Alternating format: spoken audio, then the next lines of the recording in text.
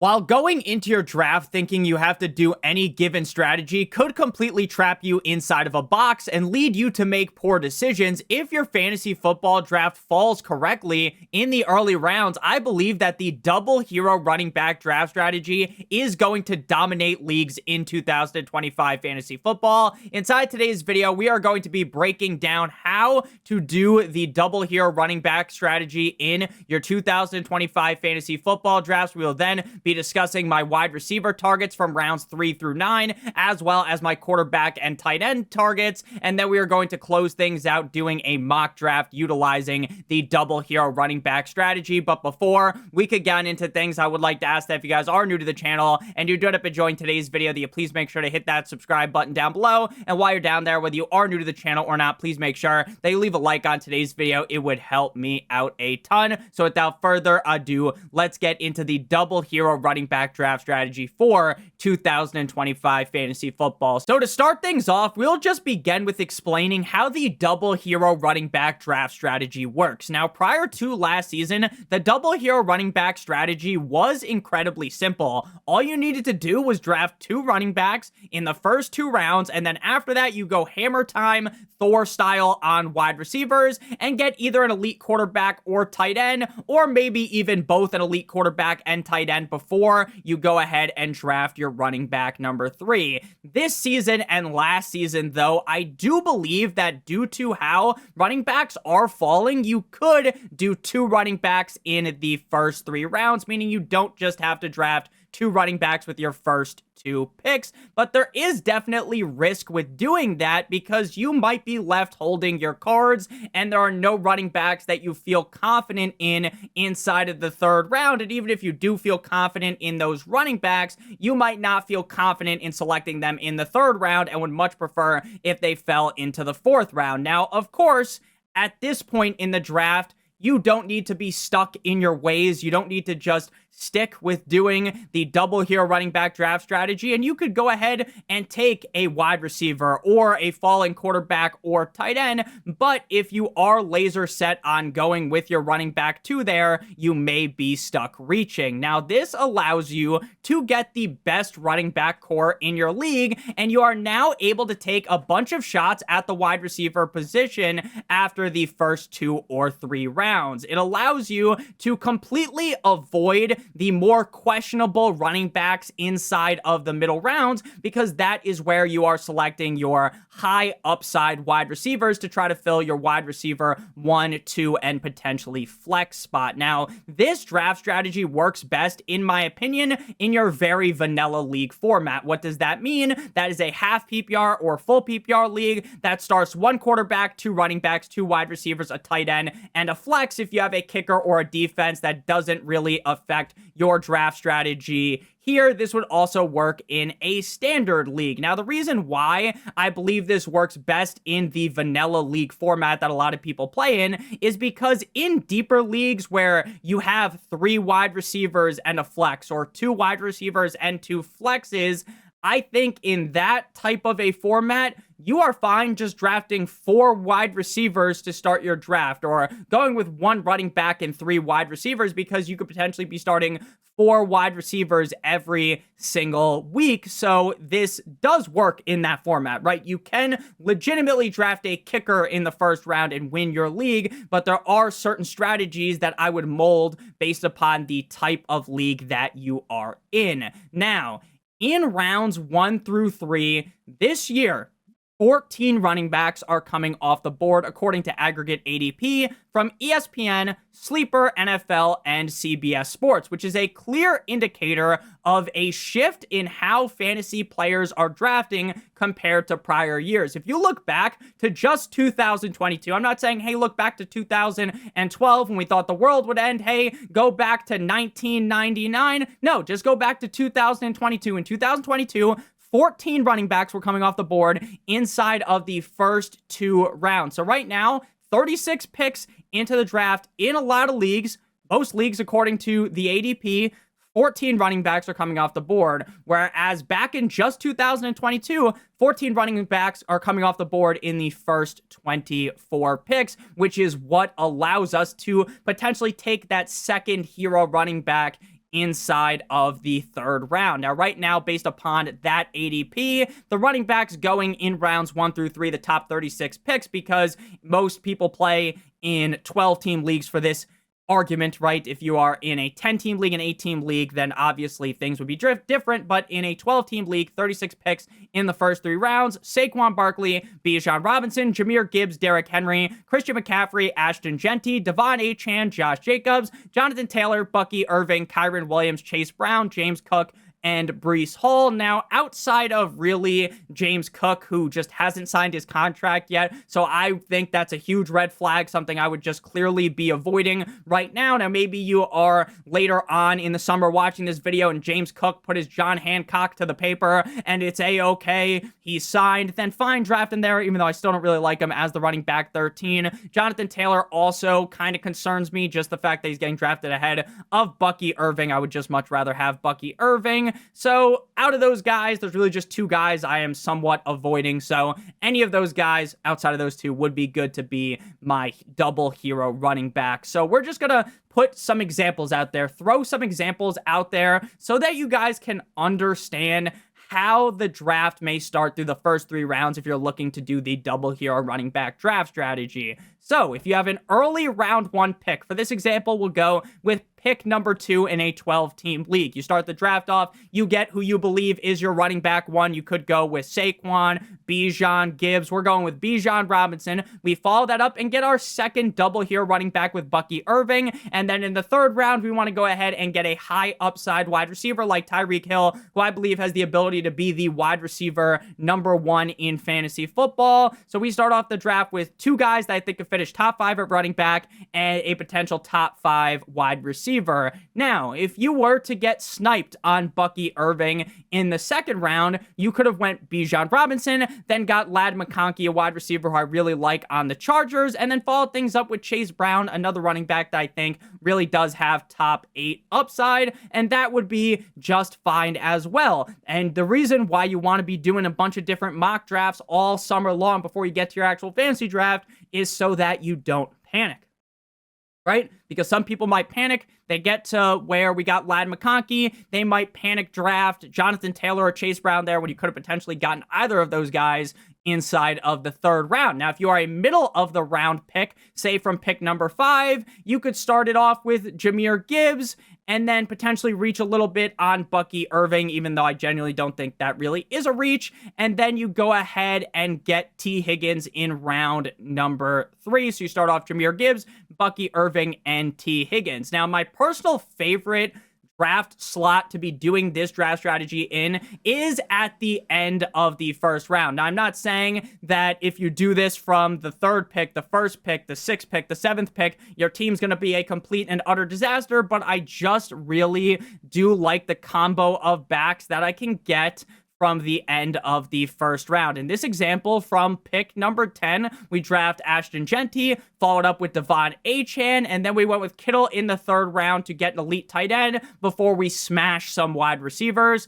Pause. And then a second example from pick 10, you get Derrick Henry, Devon Achane, and then instead of going tight end with Kittle, we pivot for a safer wide receiver like Mike Evans. So now that you understand the lethal combos that you can get at the running back position, taking 2 in the first 3 rounds, we will now discuss our rounds 3 through 9 wide receiver targets. You could also go ahead and get a quarterback or tight end, or maybe both a quarterback and tight end before you pick your running back 3, like we mentioned earlier. So we will be talking about the quarterback and tight end targets after we break down the wide receivers from rounds 3 through 9. Now, in round 3 right now, based on current ADP, Ladd McConkey, T. Higgins, Tyreek Hill, JSN, and Garrett Wilson all go in round number 3. In that range, I like Ladd McConkey, Tyreek, T. Higgins, and Garrett Wilson in that order. Now, I don't think that JSN is a light your team on fire level pick where you take JSN and now your team is absolutely fucked. You're an idiot for taking JSN, but based on the fact that Sam Darnold is now the quarterback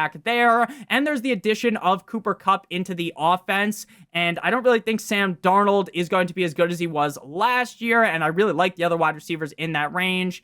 I am much more open to drafting JSN if he falls into the 4th round, but in the 3rd round, I am staying away. In round number 4, we got Terry McLaurin, Devontae Adams, Mike Evans, Marvin Harrison Jr., as well as Rashee Rice. Now, in that range, I like all of the wide receivers outside of Rashee Rice. I'm a big fan of Rice himself, Rashee Rice. But since we don't know the suspension length yet, I think you are better off just hoping he falls a round or 2 before selecting him. I am much more open to picking him inside of the 5th round if you already drafted a wide receiver or 2 earlier. But since you didn't do that, if Rashee is your wide receiver 1, and you can't rely on him early on in the season, that is really going to hurt your team. And Terry McLaurin is a soft fade for me due to the contract situation.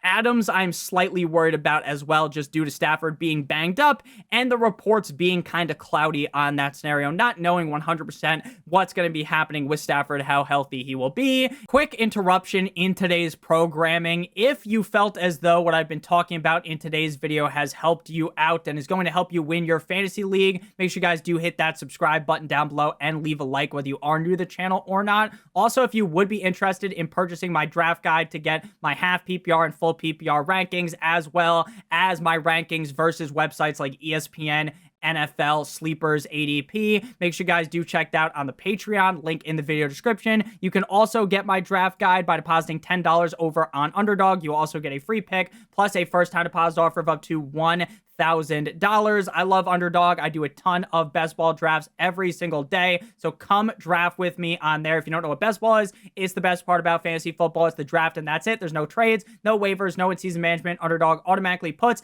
the highest scores into your lineup at the end of every single week. Their biggest tournament, Best Ball Mania, $25 to enter, $2 million to first place, $15 million in total prizes. Now back into the video. In round number 5, we've got a bunch of wide receivers: DJ Moore, DK Metcalf, Cortland Sutton, Xavier Worthy, Devontae Smith, Zay Flowers, and Jameson Williams. Now, this is a range at wide receiver where I could see multiple steals coming out of this range, and I could also see multiple players that end up being gigantic landmines and end up really screwing the pooch for your fantasy team. DK Metcalf and Cortland Sutton are the main guys that I am targeting in that range. Metcalf is the clear alpha in Pittsburgh and is going to get fed like we haven't seen before in his time in Seattle with the Seahawks. Sutton got hot in the second half of last season. I believe he's going to be able to build onto that with a second year of Bo Nix. Now, DJ Moore is starting to get more and more interesting as we've gotten deeper through the summer due to him just kind of seemingly having the stranglehold over the wide receiver 1 position in a Ben Johnson offense, and they're also giving him looks out of the backfield as the running back inside the red zone, which makes me like his upside just even more. I'm not saying this guy's Deebo Samuel 2.0 going to rush in 5+ touchdowns, but if he gets 2 rushing touchdowns, 3 rushing touchdowns, that's just some extra fantasy points for us. Now, Zay Flowers has bust written all over him. Pause due to his touchdown upside being so limited. And Devontae Smith, to me, just always feels like you're trying not to make the wrong decision. You're trying to take the easy way out. He's probably not going to end up being the reason why you lose your league, because I don't think he really is going to finish outside the top 24 by a large margin. Maybe he's like the wide receiver 26, but because of how much they run the ball, I don't really think he has that league-winning upside. And JMO and Worthy reek of boom or bust weekly. In round number 6, we got Travis Hunter, Tet McMillan, as well as Calvin Ridley. Now, I am starting to rise on Travis Hunter due to the crazy upside and due to the reports that he's going to be playing around 80%-ish of the snaps, according to Liam Cohen on offense. But to me, Tet and Ridley both seem so much safer, and I think they both have sneaky top 18-ish upside. Both of those guys are the clear wide receiver 1 on the respective teams compared to Travis Hunter, who obviously has Brian Thomas Jr. on the team. Round 7 is Jalen Waddle, Jerry Jeudy, Chris Godwin, Chris Olave, Jordan Addison Ray, and Rome Odunze. I'm pretty high on Jalen Waddle this season, and no, it's not because I'm some Dolphins dick rider who just likes every single player on the Dolphins. If I did do that when I started making these videos, you would have heard me giving the Sukulamink special to some players that I don't think are very good, and I don't do that. I think that he's going to bounce back due to Janu being gone and the team trying to get more design plays to Jalen Waddle. I am getting a little bit cooler on Judy, but we always did know that the talent was there, and at round number 7, I think that's fine for the Browns wide receiver 1. Rome is more of a hopium type of pick, right? Because we didn't see a bunch out of him last year, but with Ben Johnson in town and hopefully a new and improved Caleb Williams, we could see fireworks with a guy who, honestly, if you didn't have Marvin Harrison Jr. in the draft class last year at wide receiver, Rome Odunze might have been people's wide receiver number 1. The clear fades to me are Chris Godwin and Chris Olave. I'm a little bit more indifferent on Jordan Addison. No idea how healthy Godwin will be, or even if he starts off the year actually playing, or if he is on the PUP. Olave is just a big injury risk with a shitty quarterback and Tyler Shuck, so I am staying away. Round number 8, Cooper Kupp, Khalil Shakira, and Jawan Jennings. Honestly, with Shakir banged up, same thing goes with Jawan Jennings. I would probably just look at a different position in this range. If I had to take one, though, it would be Jawan Jennings because I think he has a good chance to be the wide receiver 1 in San Francisco. Round number 9, we've got Matthew Golden Scar, Ricky Bullets, Ricky Pearsall, and Jaden Riley Reed. I think all 3 options here are fine, but my preference lies with Ricky Pearsall. Cupcake schedule, and he showed real flashes last season with Ayuk as a favorite to miss time, in my opinion. Pearsall could come out the gate on fire NBA Jam style. So now we've looked at all the wide receivers from rounds 3 through 9. We're going to be looking at the current quarterback ADP from rounds 3 through 9. In rounds 3 through 9, we got Jaden, Stormy Daniels, Jalen, stop, it hurts, Joe Shiesty, Joe Burrow, Pat Mahomes, Baker Mayfield, Bo Nix, Kyler Murray, and Jared Goff. While I love Jaden Daniels, I would much prefer to get the 10-pick discount on a guy like Jalen Hurts. If I would prefer to wait, though, I like getting a guy like Bo Nix at pick 85, who has a solid offense around him, and Sean Payton as his head coach showed some very clear improvements down the stretch of last season. I believe he does have top 3 upside, and if I'm being honest with everyone, typically I do wait on getting a quarterback, but if you really like Jalen Hurts, you like Bo Nix, that's fine with me. In rounds 3 through 9 at the tight end position, there's George Kittle, Sam Laporta, TJ Hawkinson, Travis Kelce, Mark Andrews, Jonnu Smith, Evan Ingram, David Njoku, the Chief, and Tyler Warren. My favorite picks in that range are George Kittle. I really think George Kittle should be going higher than inside of the late 3rd, early 4th round in some leagues. In my opinion, you could make a strong argument for ranking him ahead of Brock Bowers. Mark Andrews with no Isaiah Likely to start off the year, I feel very confident in him, even though he did end up shitting the bed and potentially being the reason, he was the reason why the Ravens did not win in the playoffs.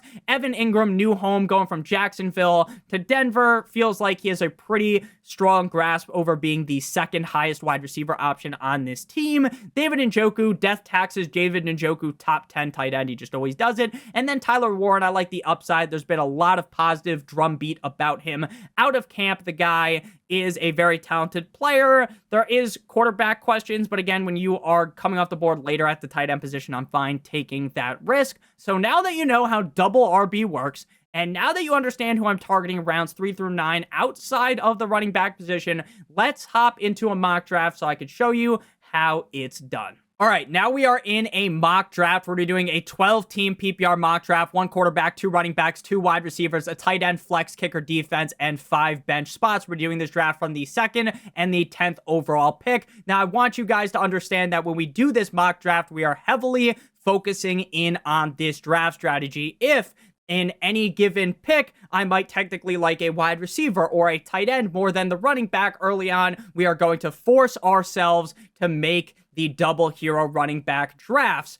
So again, that's kind of why I tell you guys not to go into your draft thinking that you have to do any given strategy, because it's going to put you in a big box where you might potentially be reaching at any given position, and I think it would be a good look here to do it from 2 different spots. Also, we aren't going to be doing a full breakdown of every single pick going on around us like we would in a normal mock draft video, so if you want that, make sure you guys check out the mock draft videos that I post over on this channel. So the draft here begins with Saquon Barkley, and this would be the perfect indicator of an instance where you might want to instantly pivot off of that draft strategy. If you thought Jamar Chase was more than likely going to go, go at the 101. And now you can get Ja'Marr Chase at the 102. If you love Ja'Marr Chase, then you would go ahead and take him here at the 102. I think that is probably what I would do if this was my real home league draft. But again, we're going to force the narrative into going double hero RB, and we are going to go ahead and select Bijan Robinson here at the 102 and pass on Ja'Marr Chase. And team number 3, while it is a robot, I'm sure that robot probably blew a load in its pants getting Ja'Marr Chase at the 103. After we went with Bijan, Ja'Marr Chase, Jahmyr Gibbs, Justin Jefferson, Malik Neighbors, Amon-Ra St. Brown, CeeDee Lamb, and Puka Nacua. So no other running backs came off the board outside of Jahmyr Gibbs. So we would just take our best running back available, which for me is Christian McCaffrey. I have him ranked ahead of Derrick Henry, Ashton Jeanty, Devon Achane, and Bucky Irving. Now, if you are a Derrick Henry truther, you like Derrick Henry a ton, the smart move might just be take Derrick Henry at the 1.10 and hope Christian McCaffrey falls back to us. But personally, I would love to start this draft with Christian McCaffrey and Devon Achane. That's going to be our hope here. And if we get Devon Achane, or if we get Ashton Jeanty and Christian McCaffrey, I'd be perfectly happy with that as well. So McCaffrey, Jeanty, Derrick Henry, Nico Collins, and Brock Bowers. So the draft perfectly falls our way. Now, if Devon Achane was not available there, Derrick Henry or Ashton Jeanty, I would have instantly pivoted to a wide receiver here because I like the wide receiver values. I think BTJ could easily be going inside of the first round. Drake London, I think based upon how we saw him finish with the crazy amount of targets that Michael Penix Jr. was giving him, that you could make an argument for Drake London to go that high. But again, we're following the script here. We're going to go with my highest ranked running back, Devon Achane in Miami. Last year wasn't technically the best for him, but when Tua was healthy, Devon Achane looked like a clear league winner. And if Tua Tagovailoa can stay healthy this year, Devon Achane has a clear path to be the RB1 with a ton of receiving volume in this Dolphins offense. After Devon Achane, Drizzy, Drake London, BTJ, AJ Brown, Bucky Irving, Josh Allen, Josh Jacobs, Jonathan Taylor, and we are back up here at the 211 where we started off with Bijan Robinson. So we are going to go ahead here and take a wide receiver and then hope that this team doesn't go back-to-back running back so we can get either one of Kyren Williams or Chase Brown at this pick. Because if they do go triple running back, then we probably would just have to abandon the strategy as a whole or reach on a player that we do not like. So we are going to go ahead and go with a wide receiver at this pick.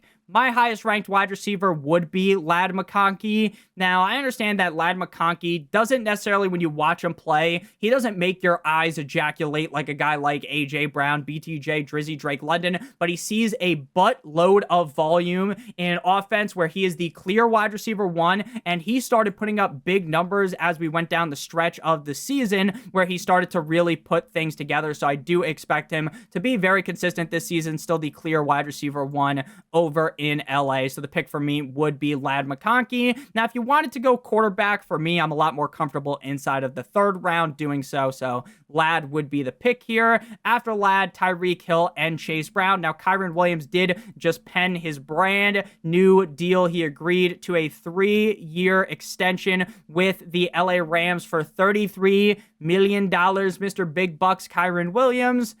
Kyren Williams is a guy that we are trying to project the touchdown number to decrease because he can't possibly score 16, 17 touchdowns again, right? And then he probably just will. That's what always happens. You try to project the fall off. It's impossible. Kyren Williams has put up big touchdown numbers in back-to-back years. Now, the fact that Stafford isn't fully healthy does definitely concern me, but not enough in the 3rd round to fade away from Kyren Williams. After Kyren, Trey McBride, Garrett Wilson, JSN, Lamar Jackson, Terry McLaurin, T. Higgins, Breece Hall, and now we are up to pick. We already have Christian McCaffrey on this team as well as Devon Achane. So now, if you wanted to get super egregious, you could start this team off with 3 running backs if you really love Omarion Hampton like I do. But I would definitely feel a little bit gross with my wide receivers in that scenario. If you like Jaden Daniels, he's a good pick here. If you like Kittle, he could go in the 3rd round as well. But some people might not want to have 2 guys on the Niners on their team with their first 3 picks. Now, Devontae Adams, if if Matthew Stafford is good to go for week 1, we keep learning that he's going to be fully healthy. Davante Adams should be going here because of the Rams offense as a whole. With Sean McVay, I think that offense could be lethal. I think Davante Adams is going to eat inside of the red zone, but there's enough question marks here for me to just want to go with the more safer type of option here. If you want it to go as safe as possible, you go Mike Evans. I am more of a risky player, so I'm going to take Maserati Marv here. I get that he ended up fucking you directly in the ass last season without the use of lube, but I do think that the upside is significant due to the ability of the player. He has been missing practice, but nothing to worry about just yet. Again, as you get deeper and deeper into August, that's when you might want to start panicking. I also would have been fine taking DJ Moore there, even if it might be considered a reach. After Marv, James Cook, Mike Evans, Jaden, Stormy Daniels, and Davante Adams. It hurts me. It pains me deeply, like I've fallen and I can't get up. I need life alert because I want to draft Rashee Rice, but I simply cannot right now in the 4th round, especially with us starting off with 2 running backs and then a wide receiver. So we did just go with the more risky wide receiver. So I want to kind of take a bit of a safer approach with either Courtland Sutton, DK Metcalf, or DJ Moore. Since we took DK Metcalf in our last mock draft video, we'll just go with Courtland Sutton. Courtland Sutton did really start picking things up about halfway through last season. They do have Evan Ingram in the offense now, J.K. Dobbins, but there really isn't anyone in this offense, in my opinion, that vies for that potential wide receiver 1 role that Courtland Sutton possesses. So I feel pretty confident in him being the wide receiver 1 all year long as he could stay healthy. So we didn't end up seeing Metcalf come off of the board. So that will end up being our pick for our second team here. Unless you wanted to really, really, really dive in on the running back position. Go 3 running backs in the first 4 rounds. And if I do that, I'm not taking a running back probably until my last 2 picks before I take the kicker and the defense, because you are just so heavily assuming that those 3 guys are your guys for the season. So if you wanted to go with Omarion Hampton here, that would be fine. But I'm going to go with DK Metcalf, who there have been a lot of positive reports out of training camp for the Steelers with DK Metcalf about how he looks in this offense, how he is the clear wide receiver number 1. And I feel very confident in him this year. I have been a DK Metcalf hater in the past. I was sipping on the DK Metcalf haterade, but not this year, because I really do believe that Aaron Rodgers is going to lock in onto him, and he is the clear best receiver on this team, whereas in Seattle, there was a lot of competition around him. So we're back up on the clock here. If Hampton fell, it would have been hard for me to end up avoiding him there. If you wanted to pull the trigger on Hockenson, you can, but to me, taking Hockenson in the 5th round when I can just wait and get Evan Ingram a couple rounds later, or David Njoku, or Mark Andrews, and maybe in round 6 or 7, I would definitely prefer to do that, even though I think TJ Hockenson might be one of the best tight ends in the National Football League. And should be a nice safety blanket for J.J. McCarthy, but we want to get more value on wide receivers here, and we're going to potentially do a slight reach here and grab Pickens in the 5th. I like Jambo, I like Xavier Worthy, but I think Pickens is pretty similarly risky, but I think probably ends up finishing higher. There have been a lot of positive reports for him out of camp. It seems like he's going to be seeing a lot more routes when you compare his time in Pittsburgh versus Dallas. And with a healthy Dak Prescott, I think George Pickens could be a league winner inside of the 5th or the 6th round. And again, when we already have some comfortability with Metcalf and Lad McConkey, in my opinion, Pickens being a little bit more riskier doesn't really bug me. Bunch of running backs go, as well as Zay Flowers and Devontae Smith. So with our team that has McCaffrey, Achane, Harrison, and Courtland Sutton, we are going to continue to hammer out the wide receivers at this pick. Again, I don't really like Hockenson here, and I would prefer to just wait at the quarterback position at this point. So we're going to go ahead and secure our wide receiver number 3, and we're going to go ahead and go with Tet McMillan, who I believe could and will be the wide receiver 1 in Carolina. We saw how pass heavy the offense was down the stretch of last season. We saw how good Bryce Young looks. Now, I'm not going to say that Bryce Young's the clear franchise quarterback in Carolina. I'm not going to sit here and give him the Sukala Mink, the Gawk 9000 special, but I do definitely like his ability from his tape in college at Arizona, and it seems like he should be the alpha wide receiver there in Carolina. After that, we see J-Mo, Xavier Worthy, Travion Henderson, and Isaiah Pacheco. If you wanted to take Baker here, I would be fine with it. I'm hoping personally for this team that Bo Nix falls back to us so we could get the Courtland Sutton Bo Nix stack. Do I think that stacking is something you 100% need to do in a redraft league? No, but it is definitely something that would give you a solid boost. So with looking at the running backs of Aaron Jones, Quentin Judkins, DeAndre Swift, Tony Pollard, Caleb Johnson, this is kind of why you take the 2 running backs early, so you avoid these guys with a lot of question marks and are able to just have 2 super reliable running backs in your lineup week in and week out.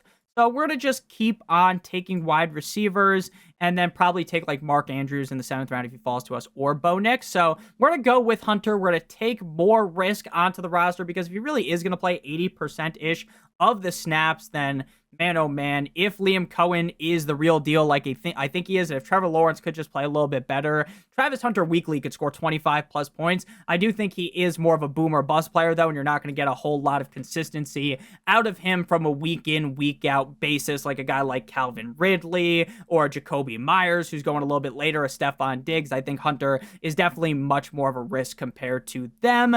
Baker does come off the board, as does Patrick Mahomes. So with our team here with Bijan, Lad McConkey, Kyron Williams, DK Metcalf, as well as George Pickens, if we wanted to go ahead and take a quarterback here, I would be fine with it. But again, I kind of want to get Bo Nix back here, but knowing how these drafts go, Bo Nix probably ain't swinging back to our team with McCaffrey, A-Chain, Harrison, Sutton, McMillan, and Hunter. So I will be drafting a quarterback here, and we will go ahead and secure Bo Nix, a guy who I think has top 3, top 5 upside at the quarterback position.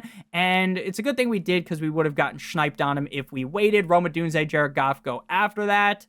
So we could just fill out our whole roster right here before even taking a bench player here. We do have Travis Hunter on the bench for our other team, and we are going to do exactly that, and we are going to go ahead and pick up Mark Andrews onto this team. I get his last impression for you was fumbling the bag up against the Buffalo Bills, was fucking the Baltimore Ravens directly in the ass without even the use of spit, but I do genuinely believe that Mark Andrews still has that big upside even in his quote-unquote older age due to Isaiah likely not being there. So I love this start of my team. Bijan, Lad McConkey, Kyron Williams, DK Metcalf, George Pickens, Bo Nix, as well as Mark Andrews. For our other team here, we probably will end up taking a tight end with one of these next picks. And because of the quarterbacks that are available in this range, this is a clear spot where you don't want to panic and just dive on the quarterback because, oh my God, I don't have a quarterback yet. Let me panic and draft Kyler, who kind of worries me. Let me panic and draft Justin Herbert or Brock Purdy when you could wait for Brock Purdy, Dak Prescott, Justin Fields. So I would rather just wait on the quarterback position. The team here, Team 11, already has a tight end in Brock Bowers. Team 12 could go tight end. But if I get sniped on Evan Ingram, it will be fine with me because we already do have Courtland Sutton. So we're just going to take a look at the running backs here. Caleb Johnson, B-Rob, Tyrone Tracy, Jalen Warren. I'm a big fan of Caleb Johnson because I do believe that it's going to take time for him. It might take some time for him to get down the blocking, the pass protection. It might take some time for him to end up being the team being comfortable, Rodgers being comfortable with him being the RB1 on the team, but I think it will eventually happen. So when you have a team like this with McCaffrey and A-Chain, and then you don't have to actually worry about Caleb Johnson being in your roster early on the season, or he's going to be on your roster, but being in your starting lineup early on the season, I think he's a perfect piece for a team like this, getting a high upside running back 3 that could be a weekly flex for us. And then we are going to go tight end, and I'm going to go Evan Ingram. Now, my take on drafting players on the same team is very simple. If you want to take two players on the Panthers, like a team you don't project to be amazing, I think that's a little bit stupid. If you want to take two players on a team like the Denver Broncos, who you expect to be very good. If you want to take two players on the 49ers, a team I expect to be very good, right? The Detroit Lions, it's a little bit different. The Dallas Cowboys, right? Offenses that I like.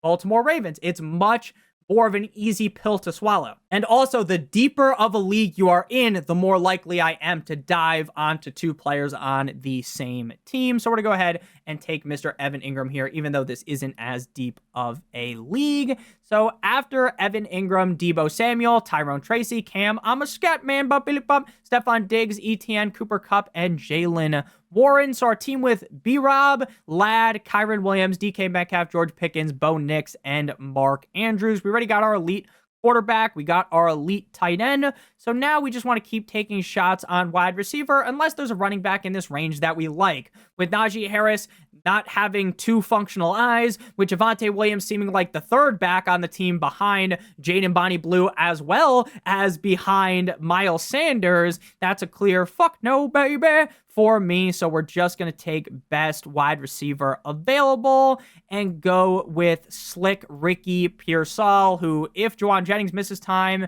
and Brandon Ayuk, Juwan Jennings might be the wide receiver one on the Niners for the first couple of weeks on the season. We see his teammate Ayuk go, and then Jaden Reed. So we're still in this range at running back where we're probably, if we were to take a running back here, if you want to get your running back 3 at this point, in my opinion, you're probably going to be quote unquote reaching.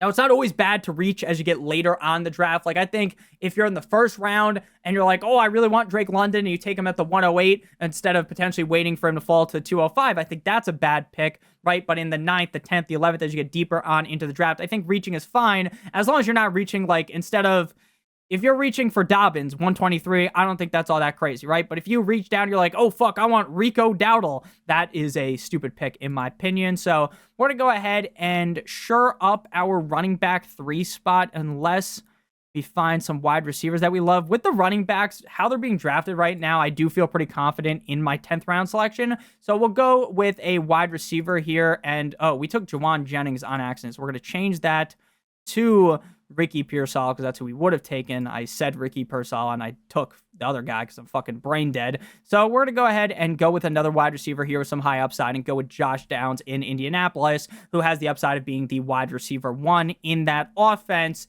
And even with Anthony Richardson being as suspect as it gets, I do still like Juwan Jennings.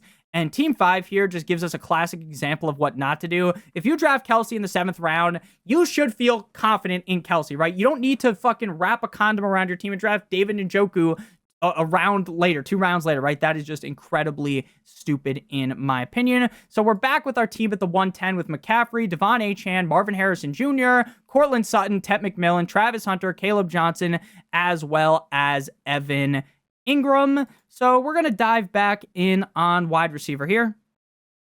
We still don't have a quarterback, and it is important to note that you want to know your league. And what I mean by know your league is, if you've been playing this league for a while, go back in the draft history. Hop in the history and figure out how people draft. Because in some of your guys' leagues, there will be teams that draft 2 quarterbacks before round 10, and then you are stuck holding the bag with CJ Stroud as your QB1 or someone you might not be as comfortable being your quarterback 1. So I definitely want to acknowledge, shout out Roman Reigns, that you want to be checking in on that because you don't want to fall behind, because I think that is something that happens in a lot of home leagues. Now, the sharper league you're in, the less likely that is to happen. We will punt it one more round, though, and in round 10, we'll take Dak if Brock Purdy is not there. Definitely want to go wide receiver with this pick, because we do have a lot of risky options at wide receiver with some high upside, and we're going to continue to add onto our risk portfolio with Emeka Egbuka, who could be the wide receiver 2 in Tampa for the start of the season. And even if Chris Godwin comes back, with how much the reporters, how much the coaches, how much the players, Baker Mayfield, all these guys are loving on Emeka Egbuka, I think he's a steal right here. inside of the 9th round. And we're back up here, and this is where I would just pull the trigger on quarterback so that I don't have to potentially get fucked over, because we've already seen a guy take Jalen Hurts, and then they follow it up with Justin Herbert, which makes no sense in my opinion, but people love to do it. For some people, they will say, Nick, it's crazy for you to take Brock Purdy here because you already have McCaffrey. Doesn't that, take away because McCaffrey gets rushing touchdowns? But when you have a running back that catches as many checkdowns as McCaffrey, drafting Brock Purdy with him, you're getting all those receiving touchdowns, and I love the schedule for the 49ers, so I'm big on Brock Purdy this season. We saw our first defense come off the board in the 10th round. Do not draft a defense that early. That would be a foolish mistake. So our team right now that has, and let's just show our team here, Bo Nix, Bijan, Kyren, Ladd McConkey, DK Metcalf, Mark Andrews, George Pickens, Ricky Pearsall, Josh Downs. I want to get a running back on this team because we only have 2 through this point. And you want to at least be a little bit safe if something bad was to happen. So first, we'll go ahead and get J.K. Dobbins, who I think could be the back early on in the season for the Broncos until he inevitably stubs his toe and is out for the season. And then we're going to go ahead and get Jaden Bonnie Blue, who's been getting some raving reports out of camp to potentially be the number 1 back on this team coming out of Texas. So we got our staple running backs, and now we've got some high upside options late with Jaden Bonnie Blue and with Monsieur J.K. Dobbins. So now things are going to swing back to our other team here. And we only have 1 more pick before we do our kicker and defense. So we don't want to fumble the bag here. We definitely want a 4th running back on this team. Best running backs available for me would be Tank Bigsby, 9-inch Nicholas Chubb, Dylan Sampson, Jerome Ford. In that range, we're going to go ahead and take Tank, who I think could become the RB1 on this team. Now, some of the reports have been a little bit gross about how they're going to use all 4 running backs. They're going to use Quentin Allen. They're going to use fucking Tank. They're going to use now healthy Baishal Tootin. They're going to use ETN. And that feels a little bit gross.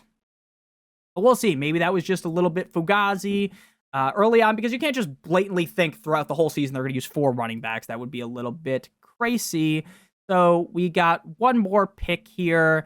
And I think it really just depends how you feel about the wide receiver core. If you think this is a little risky, you probably go wide receiver again here, which I agree with. And we're to go with the slot demon himself, a nice safety blanket for CJ Stroud, Christian Kirk. Now, I do definitely prefer to get the other wide receiver on this team, Jaden Higgins, over Christian Kirk, just because of the youth factor. But I think Christian Kirk might just be a guy that prints like 12 points per game. And if you need a safety blanket, you could just go ahead and throw him into your lineup weekly. And with our last pick here, we will go with yet another running back, because there is definitely that worry with this team that we have that maybe Kyren isn't able to score all those touchdowns again. And we will go with Jerome Ford, who, all that shit that's going on with the running backs in Cleveland. I mean, it's like, dude, nothing can go right in Cleveland. They draft Quinshon Judkins. They think this guy is some amazing elite prospect, which I agree with. Then all that happens. He still hasn't signed the contracts. Sign the contract, big boy. Shout out Mike Tyson. So we're going to go ahead and draft Jerome Ford F-150 here. And then close our draft out with a kicker and a defense. No one's taken a kicker yet, so we're going to go ahead. Have they? Never mind. I fucking lied straight to your face. Kickers have gone off the board. We'll go with the kicker first. That will get Chase McLaughlin. On this team, we'll take a kicker first, too. For the defense, you just want to draft a defense going up against a not-so-hot offense in week number 1. And I make videos every single week on which defenses to stream. And I will make a video in a couple, probably a week from now-ish. I will be making a video on which defenses to draft for week number 1. One of my favorite defenses to draft right now is the Los Angeles Rams. If they haven't came off the board already, they're going up against the Texans week 1, a weak offensive line, and the LA Rams D-line is beautiful. So then we got our defense, and now we're going to go ahead and take our kicker. We'll just go best kicker available, and we'll get my old bitch lame, but my young ho coup in Atlanta. And then for this team, we're just going to take the highest ranked defense available, because I don't feel like clicking through every single defense. Like here, we'll do it real quick. The Bucks, they go up against Atlanta. That's fine. I don't love it. Chiefs up against the Chargers, no bueno. Seahawks against the 49ers, I don't like that. Packers up against Detroit, fuck no, baby.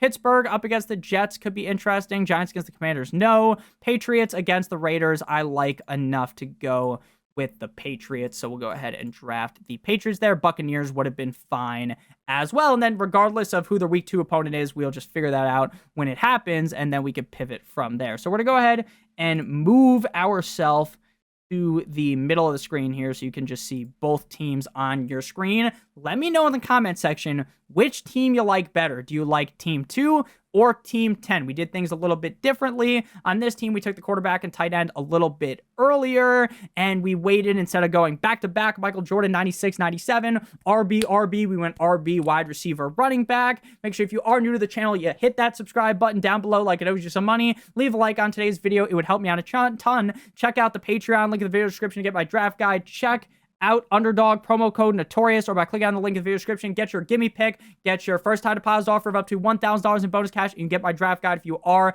a new user on there, signing up with promo code Notorious. Check out one of the videos on the screen if you haven't seen them already. I love you so much. I love you long time. Have a great one, and we'll be back tomorrow with another banger. Have a great one, as always. Good boy.